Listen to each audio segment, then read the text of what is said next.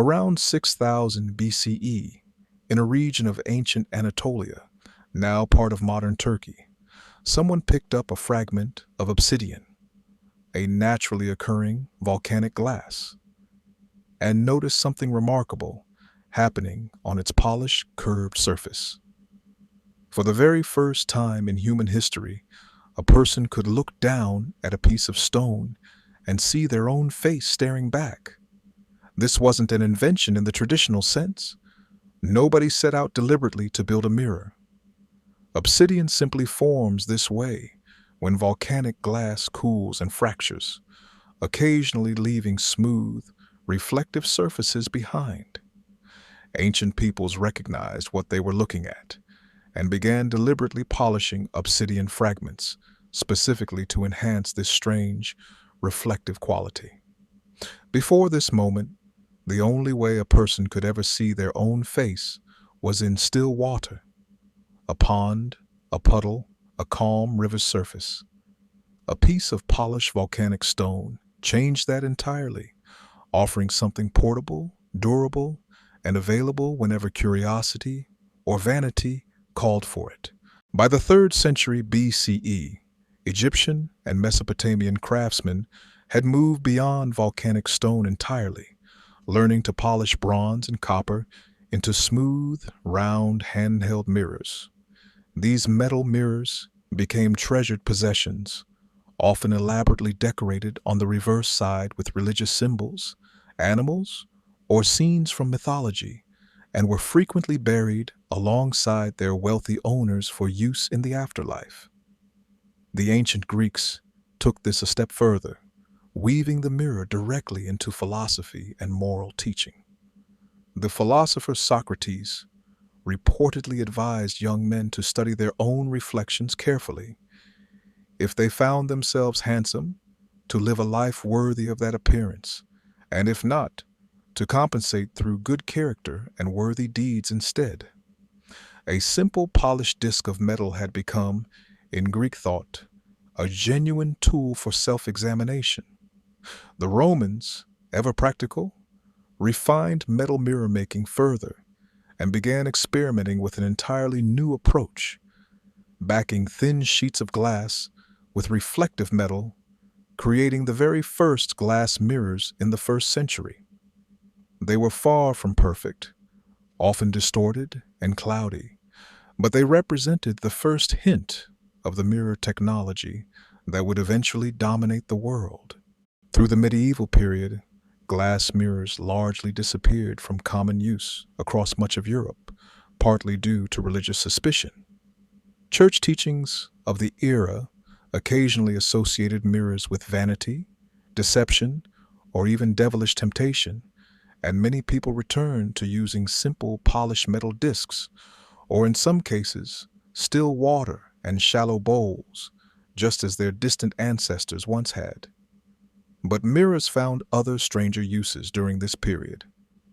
Leonardo da Vinci famously used a technique called mirror writing in the 15th century, recording pages of his personal notebooks in reverse script, legible only when held up to a mirror, a method some historians believe he used partly for secrecy and partly because writing right to left was simply more comfortable for someone naturally left-handed.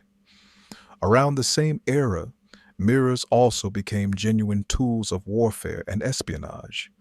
Soldiers used polished metal and glass to reflect blinding sunlight into enemy eyes during battle, and early spy networks across Spain and France reportedly used mirror-based coding systems to send messages that only made sense when reflected.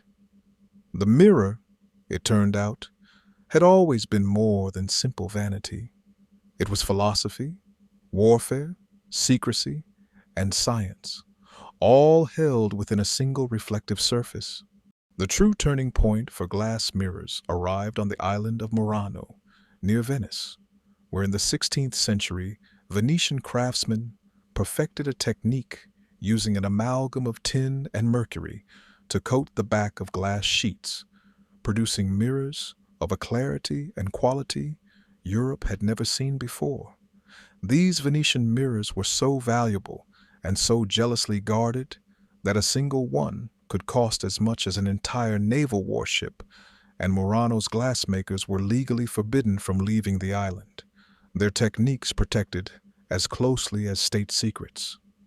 For nearly 2 centuries, Venice held an effective monopoly on high-quality mirror production, supplying the courts and wealthy households of Europe at extraordinary prices. That monopoly finally broke in 1835 when German chemist Justus von Liebig developed a far safer and more efficient silvering process, applying a genuine thin layer of silver directly onto glass through a chemical reaction, rather than the toxic mercury tin method Murano had relied on for generations. This single innovation changed everything. Mirror production could finally scale beyond small, secretive workshops into genuine industrial manufacturing. With Liebig's silvering process available, mirror factories spread rapidly across Europe and America throughout the second half of the 19th century. What had once cost as much as a warship was now affordable enough for ordinary middle-class households, and mirrors began appearing not just as small handheld objects, but as large wall-mounted fixtures, furniture pieces, and eventually standard bathroom fittings. This shift carried real psychological weight alongside its practical convenience. For the first time in human history, ordinary people, not just royalty and the wealthy, could see clear, accurate reflections of themselves daily. Historians studying this era have connected the widespread availability of quality mirrors to shifting notions of individual identity, self-image, and even the rise of self-portraiture in art during this same period. Today, mirrors have expanded far beyond simple reflection. Precision optical mirrors sit at the heart of telescopes, studying distant galaxies. Dentists and surgeons rely on small mirrors for procedures impossible without them, and car safety mirrors quietly prevent countless accidents every single day. Even the front-facing camera on your smartphone functions, in a very real sense, as a modern digital mirror, letting you check your reflection anywhere, instantly.